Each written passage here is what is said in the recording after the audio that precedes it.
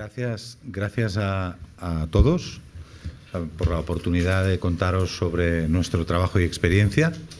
Lo primero que me gustaría hacer es mirar al pasado, mirar qué ha ocurrido durante los últimos 30 años en la escena de desarrollo de wearable, mirar hacia dónde se proyecta el futuro, mirar cuál es el momento actual de la tecnología y desde ese momento actual pensar en que la tecnología solo sirve para resolver problemas. Antes Hans muy claramente ha comentado que una cosa es la tecnología en bruto y otra cosa es cuando la pones en planta, cuando la pones a trabajar. Gestionar esas dificultades es un reto que requiere mucha interacción con el cliente final. No puedes pensar en miles de kilómetros, estoy absolutamente de acuerdo, y creo que la innovación tiene mucho que ver con esa interacción, con esa iterar y interactuar. Como os decía, lo primero, hablar un poco sobre mí. Llevo 22 años en el mundo del software. SFAI tiene casi 23 años. Lo primero que desarrollamos fue un software de línea de negocio, es un ERP, aún hoy está vivo. A lo largo de los años ha habido diferentes revoluciones, apareció en 96 Internet, nos metimos en e-commerce, entendimos el medio. En el 2000 fuimos a Estados Unidos a montar una startup. Después empezamos con hardware embedido en desarrollo sobre biometría, para control de presencia y accesos.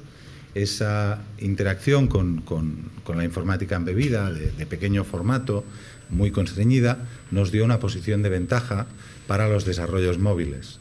En 2006, 2007, 2008 empezamos las primeras aplicaciones casi siempre os diría para línea de negocio en entorno móvil, para ayudar a compañías a utilizar esa nueva tecnología y utilizarla como una ventaja.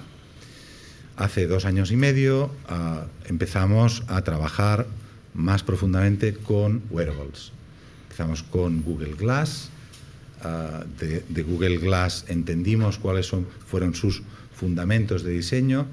Buscamos otros dispositivos porque el dispositivo fue bastante decepcionante.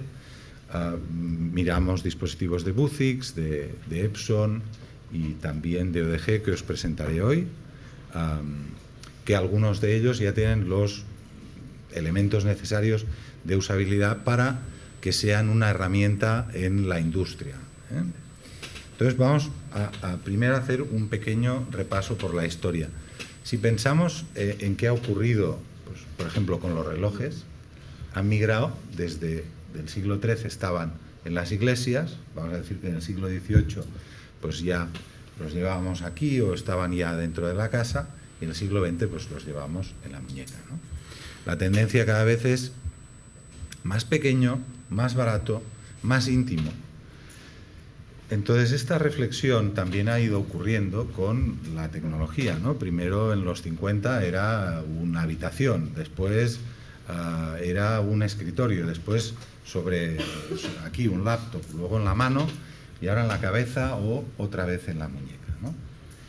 Siempre esta tendencia es cada vez la misma. Si hablamos de cuál sería el wearable ideal, esta no es una definición mía, creo que es del 97 o del 99, que fue cuando ocurrió la primera conferencia sobre wearables. Un wearable ideal debe estar diseñado para que yo lo pueda usar durante toda mi vida, sin que me moleste, que sea capaz de sentir el contexto en el que me encuentro, que aumente e intermedie entre mi persona y el medio, y que me permita adaptarme a diferentes realidades. Esto, no sé, supongo que muchos de vosotros estáis familiarizados con la pirámide de Maslow. Hoy día necesitamos, por debajo de lo que es la pirámide de Maslow, 2 cosas, que es batería y wifi. O sea, porque sin batería y wifi no somos nadie. Entonces, esto ocurre un poco, la parte ideal, la visión científica, pero luego está la realidad. Aquí, si hablamos de interface de usuario, veréis que hay cuatro divisiones. Cuando hablamos de interface gráfico de usuario, entendamos un escritorio, un navegador, pues hay una barrera muy grande entre la realidad y el ordenador. Y esta barrera es la que el usuario todo el tiempo tiene que andar venciendo, ¿no? Aquí hemos visto unas demos estupendas de Itainnova y hemos visto una realidad virtual. La realidad virtual, veis, es la parte de la derecha. El usuario está metido en una realidad que no tiene nada que ver con la otra. Cuando hablamos de informática ubicua es que los ordenadores interactúan de forma natural con nosotros. Sería parecido a lo que decimos Internet de las cosas, ¿eh? Interactúan de manera natural y la realidad y el resto de elementos están mezclados. Y cuando hablamos de interacción aumentada, podemos poner dos ejemplos. Sería cuando yo muevo mi mano y esa mano provoca una interacción. No sé si habéis probado la demo de la carretilla, que yo la he probado. Pues esa interacción mía provoca una reacción en el otro. Un wearable ideal debería hacer que esto ocurriera de manera natural, que no tuviera los problemas de la wifi, los problemas de la batería, los problemas de seguridad y todo esto. Y esa es la tendencia. Pero la reflexión es que cualquier innovación debe ser la solución a un problema. Si no, ¿cuál es el punto, no? ¿Cuándo empieza esto de los wearables? Pues el primer wearable del que hay noticia empieza en 1961 y lo empieza Thorpe para engañar a los casinos. Y es un ordenador que lo monta en su cinturón para predecir el resultado de la ruleta. Aquí, evidentemente, busca el máximo beneficio a su innovación. Pero no solo lo consigue, este ordenador está en un museo en Las Vegas, funciona hasta que lo pillan porque tal, ¿no? Entonces, el siguiente del que hay noticia, que es el precursor de las Smart Glass, es del 72. 72, nuevamente, para engañar a los casinos, combinado zapato y gafa, 2 LEDs, entonces para contar cartas en el blackjack y nuevamente engañar a los casinos. Bien, a partir de esta inquietud, ¿no?, de llevar la tecnología más cerca, tenemos a Steve Mann, que aún hoy día forma parte del Advisory Board de Meta, que es una de las compañías de desarrollo de Smart Glass. Podéis ver la amalgama de dispositivos que ha llegado a fabricar. Fue el fundador de la unidad de wearables en el MIT. En el MIT han hecho un montón de experimentos, ahora veréis al resto del grupo, y han probado un montón de cosas hasta llegar a una serie de dispositivos que tengan una utilidad. Si hacemos una visión histórica, empiezan 60-90, exploración inicial, entre 90 y 2000, pues investigación militar, MIT, 97 aparece esta conferencia, 95-2005 primeros usos comerciales, industria nicho, ahora veréis algunos dispositivos, y a partir de 2010 hay una segunda oleada. Segunda oleada en dos direcciones. Dirección consumo, que es lo que intentó Google, podemos hablar luego un poco sobre Google y demás, y una segunda oleada también de dispositivos ya de verdad, que heredan toda la tecnología militar. Y aquí veréis uno. Esto es Booman, que fue la primera compañía que ideó wearables para la industria. Veréis, fijaos en el número de unidades que han producido, 30, 6, 3, 20, 8, los kilos que pesan, pues algunos de 12, 14, 16, uno es mochila, otro cinturón, etc. Para usos nicho en los que realmente pueden aportar un valor muy grande, normal. Si hay una situación en la que tener las manos libres me proporciona un valor, voy a empezar por esa y luego iré viendo. Si hablamos de evolución, y aquí veis las diferentes iteraciones que ha tenido Google Glass, este documento es directamente de uno de los participantes en el proyecto Google X. Google, antes de llegar a los 42 gramos que pesan las gafas, ha pasado por todo eso. Pero no solo ha pasado por todo eso desde el punto de vista de dispositivo, también ha pasado por todo esto desde el punto de vista de interacción hombre-ordenador, que esa es otra parte, sin que lo toméis como crítica, Hans. Cuando he visto las pantallas que teníais, una de las partes que ha investigado más profundamente Google y que ha hecho un trabajo fantástico y que vale la pena verlo es analizar esa interacción. analizar cómo debe ocurrir esa interacción, tanto en dispositivo móvil como en dispositivo watch, como en dispositivo gafas. Y esa parte a veces se nos olvida, porque cuando tenemos la visión, a mí me ocurre muchas veces, queremos una visión exhaustiva y a veces olvidamos que la información debe ser gradual. Por ejemplo, si hablamos de Apple Watch, tiene 3 niveles de información. El primer vistazo, el vistazo permanente y un vistazo mayor. Eso es algo que debemos recordar cuando hablamos, y sobre todo es fruto no del azar, no de un iluminado, sino de pruebas iterativas y pruebas repetidas. ¿Qué tenemos hoy como tecnología? Tenemos Google Glass. Google Glass tiene... No sé si las conocéis. ¿Quién de aquí ha probado Google Glass? Es un dispositivo decepcionante. Pero abre un camino. Tiene un pequeño display, tiene una cámara que funciona bastante bien. No sirve para realidad aumentada, absolutamente no sirve.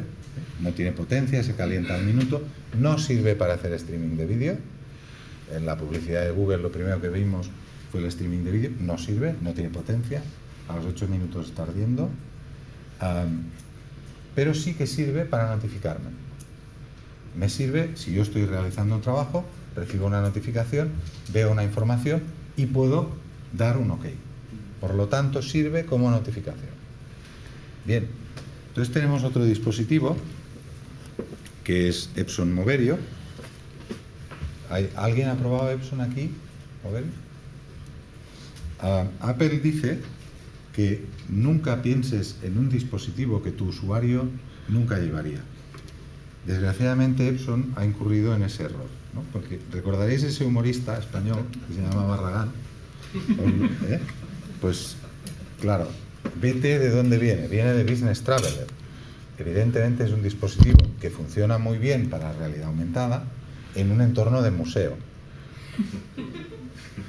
Para un entorno industrial, bueno, claro, si me quedo atrancado con el cable, sí, más o menos, pero no.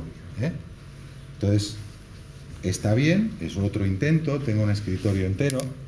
El ejercicio de innovación en interfaz de usuario es pobre, porque han trasladado la experiencia de un tablet aquí. Entonces, esa experiencia, bueno, en un entorno relajado sirve, en un entorno de hoy día no sirve, no nos sirve. Tenemos Vuzix, que Vuzix es un dispositivo, funciona bien para video streaming, la cámara tiene mucha calidad, está bastante rugerizado. Por desgracia, los tenemos hoy repartidos, todos los de la empresa, no os lo podré enseñar físicamente.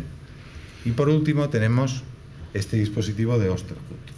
Este dispositivo de Osterhut viene, como os decía, del entorno militar. Es un dispositivo, también es bastante barragánico, pero un poco menos, vamos a decir. Me permite see-through, el interfaz de usuario está muy bien hecho, está pensado para uso de verdad. Puedo ver un PDF perfectamente, puedo ver un vídeo perfectamente. Veis aquí un puntero, puedo utilizar este puntero. Esto, como os decía, de dónde viene, puedo usar un teclado aquí, tiene un interface, puedo llegar a interactuar con las manos, no tiene cámara 3D aún, pero si quiero hacer realidad aumentada, luego, si hay tiempo, he traído una pequeña escena para que lo probéis. Funciona. Capacidad de proceso, 2,7 GHz, quad-core, ya es de verdad. Disipación de calor pensada. Las cosas son magnéticas, o sea, está pensado para que no me quede atrancado en un sitio. Está pensado para que incluso la batería, puesto que ya sabemos que es un problema, vamos a afrontarlo. Vamos a hacer que dure 8 horas. Un turno dura 8 horas, pues vamos a ver cómo lo hacemos. Pues hay una petaca con batería reemplazable, encaje magnético, y está pensado para que dure. El otro problema, el wifi, es un problema, vale, pues pongo otra antena aquí para el wifi, entonces ya tenemos wifi. Entorno seguro, en lugar de pensar, bueno, ya lo harás, tal y cual, VPN aquí. Entonces, hay VPN, tengo un técnico de campo no sé dónde, VPN desde aquí hasta allí, ya está, arreglado. Entonces, este dispositivo vale la pena verlo. dispositivo curioso. ¿Alguno de vosotros ha visto las demos de HoloLens, del nuevo dispositivo de Microsoft? Bueno, la tecnología de HoloLens, si alguien busca, veréis que la prensa española... ¿Hay alguien de la prensa aquí? Pues tradujo la noticia como que Microsoft había comprado ODG y en realidad, pobrecito, lo que quería decir que ponía en la noticia original era que Microsoft había comprado 120 millones de dólares en patentes a ODG. Porque esta tecnología de proyección que usa es lo que permite una visión holográfica. No hay nada que me interrumpa, proyecta aquí, con lo cual, etc. Bueno, leer siempre que leáis la prensa, buscar la noticia original, pero es una catástrofe. Bien, y el futuro. ¿Quién de aquí no ha visto un vídeo inspirador en el que aparece alguien en logística y realidad aumentada por todas partes? ¿Y alguien se lo ha creído? ¿Cuántos se lo han creído? ¿Sí? ¿Sí? Bien. Durante este tiempo he aprendido a no creerme nada. O sea, antes de comprar las gafas de Osterhood, después de haber invertido mucho dinero en diferentes dispositivos, uno de ellos, el que veis a la izquierda, el de Meta, que promete visión, detección de mano, ya no me creo nada. Todo es mentira. Bueno, es mentira o es envisionar un futuro que es posible. La geolocalización en interiores es un reto muy difícil.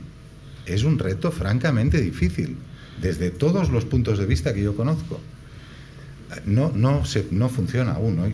Se pueden hacer cosas parecidas que se acerquen, pero sobre todo lo que os diría es que debemos ser capaces de dividir y separar el grano de la paja y ver estos dispositivos en su momento actual, cuál es la ventaja que proporcionan respecto al resto de dispositivos que hay y cómo podemos aprovechar esas ventajas para los problemas que enfrentamos hoy y cuándo es relevante usarlos y cuándo no lo es.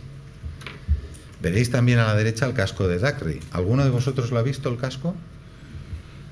4 cámaras 3D, 6 cámaras Full HD.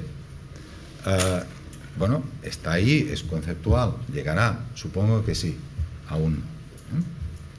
Y el otro dispositivo es el de Azir Labs, que es un dispositivo que el día que salga estará muy bien también, pero básicamente estos 3 dispositivos, ¿qué aportan o qué dan?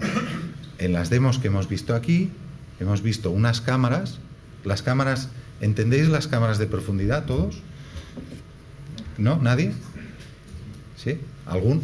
Levantad la mano los que sí.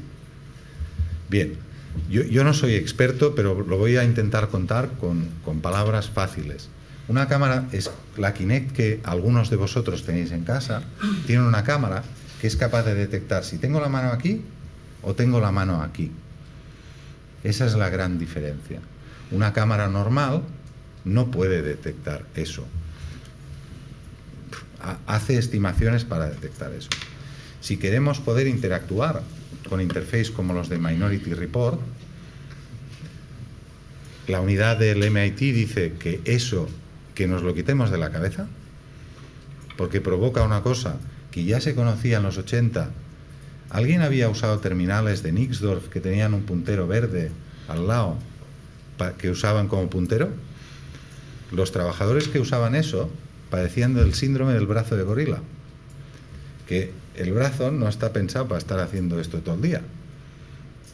Entonces, esas interfaces tan futuristas, nuevamente, sentido común, pensar, probablemente sirva para notificar, para indicar, para decir, pero no para estar interactuando con un interface de usuario todo el rato.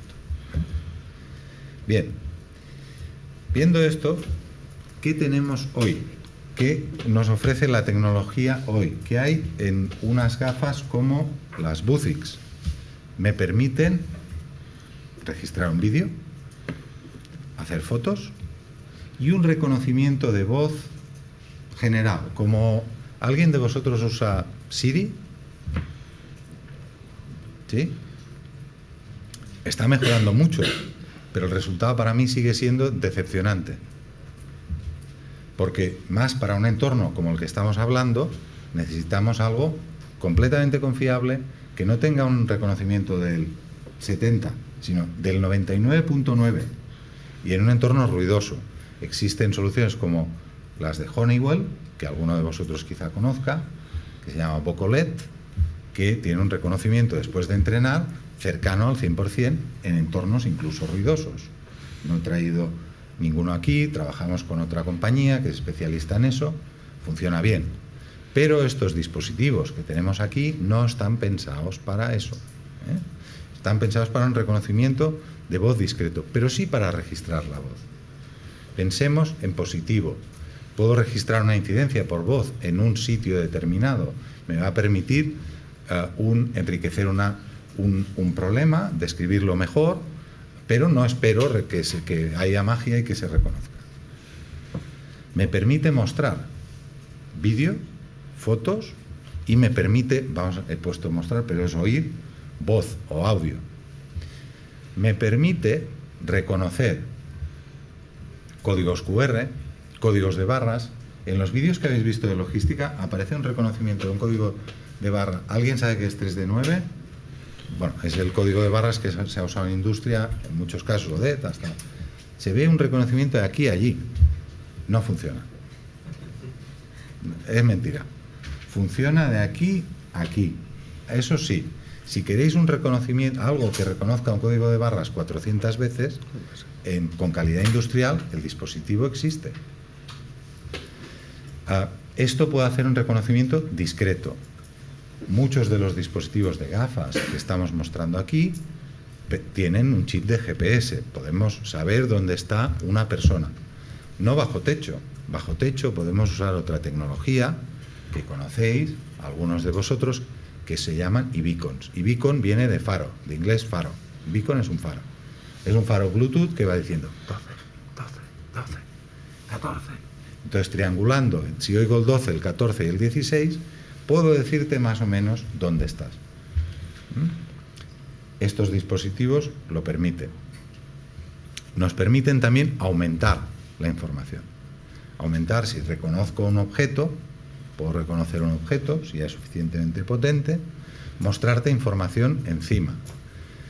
Nuestra experiencia hoy, que estamos trabajando con el clúster de automoción de Cataluña, es para usar realidad aumentada con gafas como estas, en operaciones, yendo hacia todo lo que hemos estado comentando, no para sustituir la inteligencia del trabajador, sino para ayudarle en su formación, ayudarle si es un trabajo que no hace normalmente.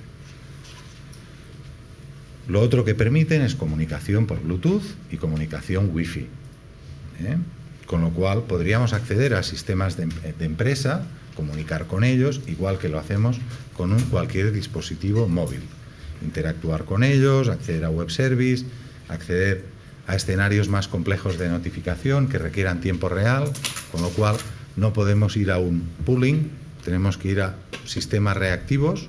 Sistema reactivo simplemente está, yo le puedo mandar a él, el servidor manda al cliente. Bien, visto esto, 5 minutos. Nos quedan 3 escenarios. Luego, al quien tenga más interés, podéis probar algunas de las demos que hemos traído. Identificamos 3 casos de uso que vemos que puede mejorar. Uno es on-site training, o sea, formación en el sitio de trabajo. El otro es soporte remoto o coaching, que es a través de streaming o de video streaming con realidad aumentada. Y el otro es aumento puro de información. Entonces, me hubiera gustado haceros una pequeña demo, no sé si nos va a dar tiempo, de Remote Eye, si no, quizá luego habrá un momento durante la comida. Es a través de nuestra experiencia con uno de los clientes, que es Abbott. Abbott se dedica a fabricar maquinarias como las que hay en el Blood Bank, mayor banco de sangre de Europa, que cada día analizan 300.000 muestras de sangre. Nuestra industria en la que estamos hablando ahora, todo es crítico, pero allí también. Si el tren de análisis de sangre está parado 1 hora, el coste es monstruoso. ¿Qué ha decidido hacer Abbott?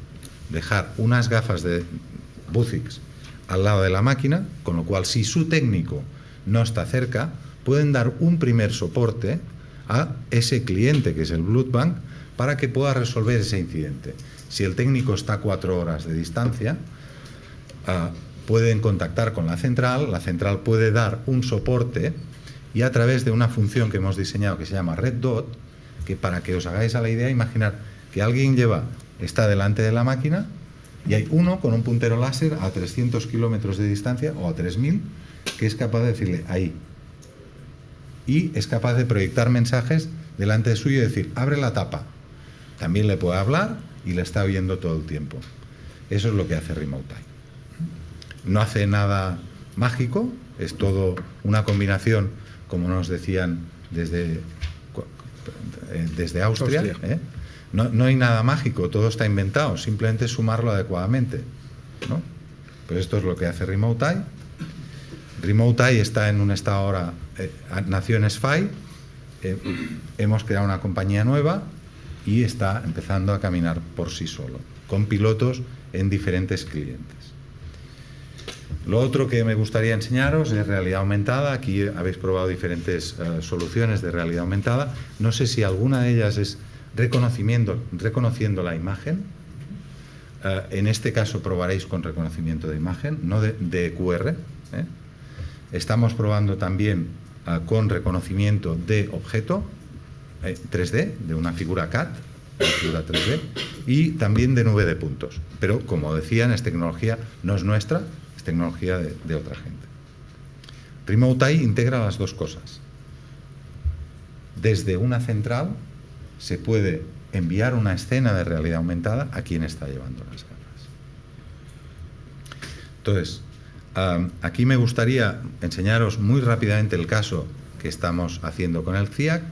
Estamos haciendo dos cosas distintas y una de ellas es sustituir el uso de un manual en PDF para llevar a cabo una operación, creo que es de control de calidad.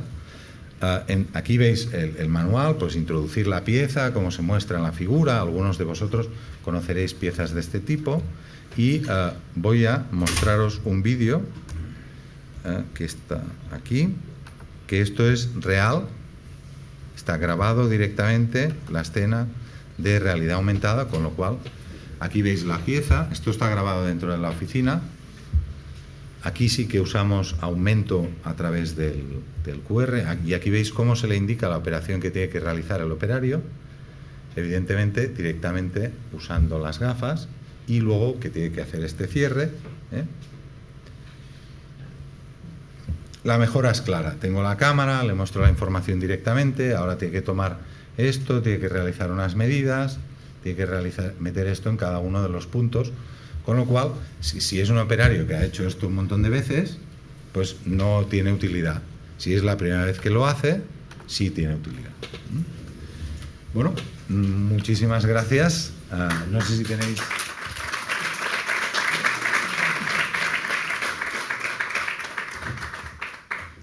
¿Alguna pregunta? Sí, si harías el favor de repetir los 3 casos de uso que menos. Sí, básicamente los 3 casos de uso es soporte remoto, aumento de información en planta, vamos a decir, y formación on-site.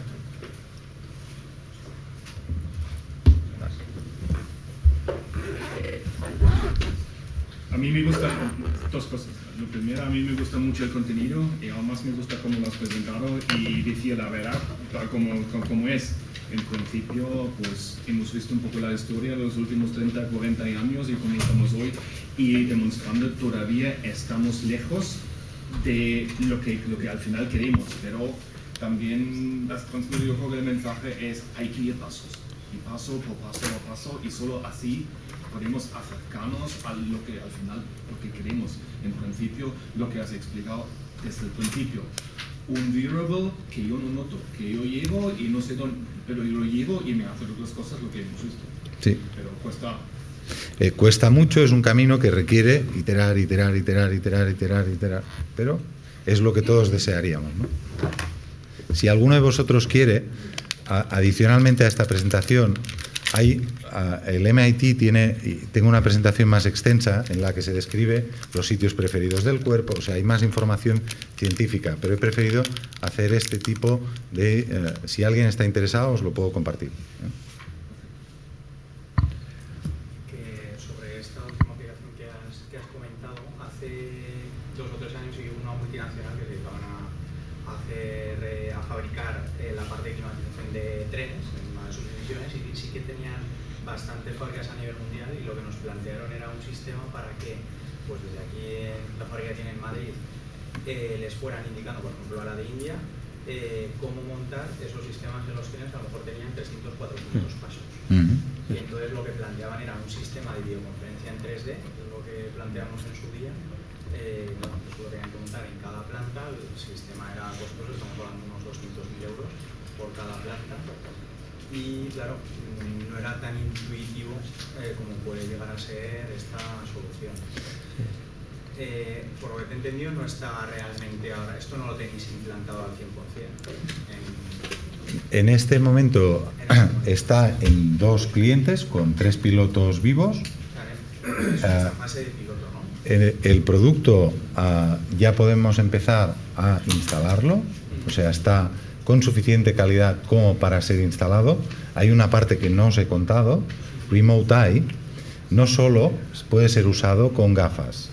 Hay muchos escenarios en los que las gafas provocan rechazo por diferentes motivos. El producto puede ser usado con móvil y con tablet. Y respondiendo a tu pregunta, en junio, a final de junio, ya termina la versión beta. Ya podemos empezar a instalar en instalaciones reales, sobre todo en dispositivo móvil y en tableta. Con Smart Glass, los escenarios de uso real tienen sus propias dificultades, la Smart Glass, que hay que considerar caso por caso. Pero podemos trabajar juntamente para ver cuál es el escenario y qué solución es la mejor. Yo conozco un caso y la pregunta va a enfocar a que me ayudes a verlo mejor, que pueda parecer otra cosa. Es un bocadillo que parecido a esto. Lleva una serie de billetes para sujetar una pieza. El operario coloca la pieza, sujeta los 6 o 7 billetes que hay una cámara que le dice un monitor, una cámara de visión artificial sencilla, y hay un monitor relativo al ordenador. Entonces está enfocando, haces esto, cuando lo haces, dale a un botón, la cámara chequea, es ok, y al final, pues parecido, le dice, está bien, está mal, rectifica esta pieza, está mal, ¿no? Y dejas un poco con una imagen que va ayudando al operario a hacer. Esto se le ve que permite mucha más interactividad y posibilidades, pero el tema, a los clientes finales, esto es el automóvil, que se usa un poquito más, ¿no? Realmente ante una opción como las gafas, a un sistema más tradicional, entre comillas, de esto, ¿cómo lo verían a nivel de funcionalidad igual a coste económico productividad?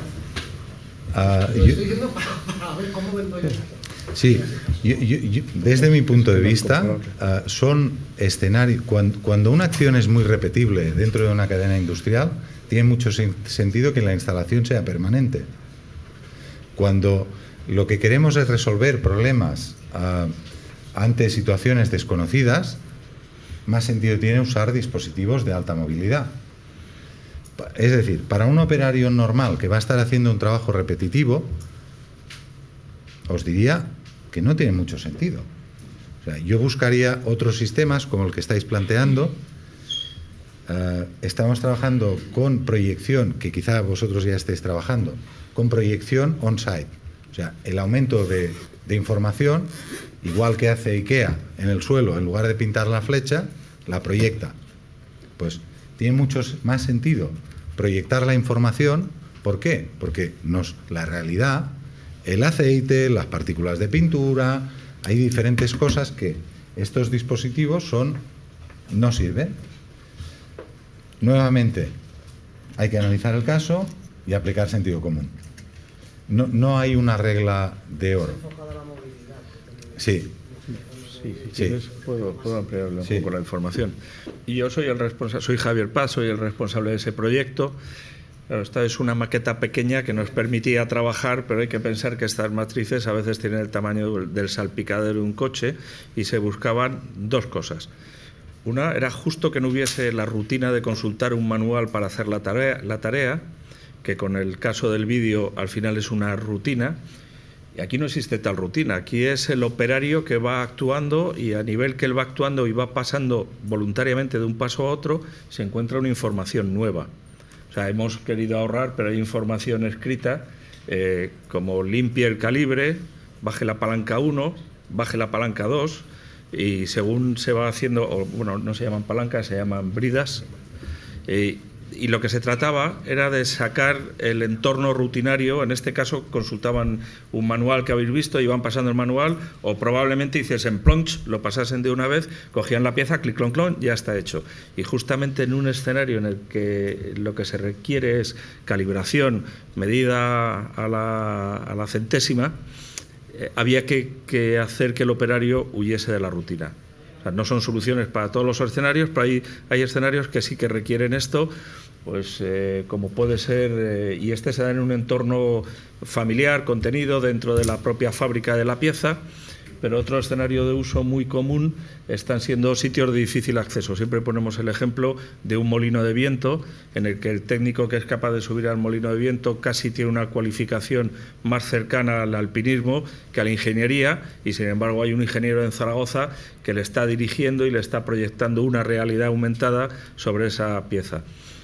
Sí que el discurso del uso de wearables es, efectivamente, como decía Xavi Guardia, decidir en cada escena qué solución hay adecuada o si no la hay. Otro caso que yo me gustaría que funcionase, con un vídeo de la web Glass y parecía que funcionaba, y me gustaría que esto funcionase, pero en los tres casos de aplicación no me ha parecido encajar. Es el tema de la logística de almacén, o sea, cada piloto va viendo, le va conduciendo de aquí para allá, va cogiendo el código de barras, le manda para aquí, para allá y te va todo el mundo. O sea, os digo... ¿Funcionaría? No, no. No, porque para leer un código de barras en un almacén hace falta una pistola láser que ya está inventada y lo hace muy bien. El vídeo de SAP es muy importante y además si dices la verdad, puedes estar con la cabeza alta mucho tiempo. Sí, yo os digo la verdad, concretamente el piloto de Abbott sí lo he llevado yo. Por desgracia, pues, bueno, en Abbott vieron el vídeo de Guthix, el almacén de Bexley, que es donde está grabado ese vídeo, fueron a ver qué han hecho en realidad. Es tan triste que me da vergüenza. Porque lo que han hecho es una estantería como las de Ikea, unas gafas Moverio, una persona que lee un QR, toma un objeto de aquí y lo deja aquí. Esa es la realidad. Y está bien, no sé si... yo no pondría el nombre de SPY allí. Y os lo digo sinceramente. Luego, a ver, os digo cosas por las que no funciona directamente. La lectura de un código 3D9 con una cámara de 5 megapíxeles, sin visión, las condiciones de un almacén no son de luz perfecta.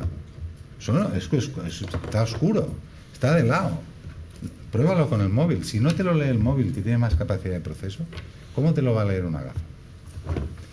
Segundo, las gafas que aparecen en el vídeo son Android 4.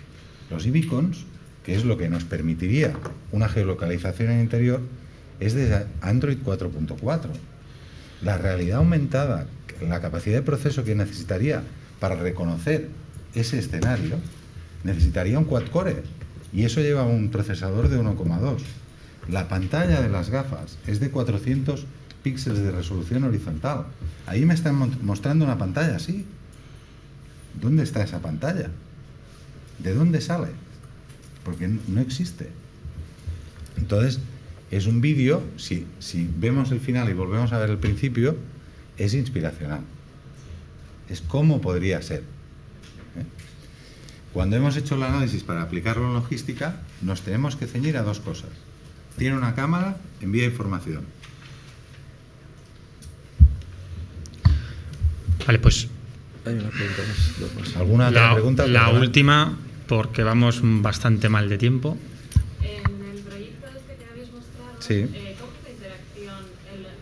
En un momento has hecho un gesto así del usuario puede pasar al siguiente paso, ¿no? Pues para mover las cosas y has hecho un gesto así. Sí. ¿Realmente está pensado por si el operario tiene guantes, también funciona? ¿Cómo es la interacción para pasar de pasos? Dos dispositivos. Primer dispositivo, Buzix.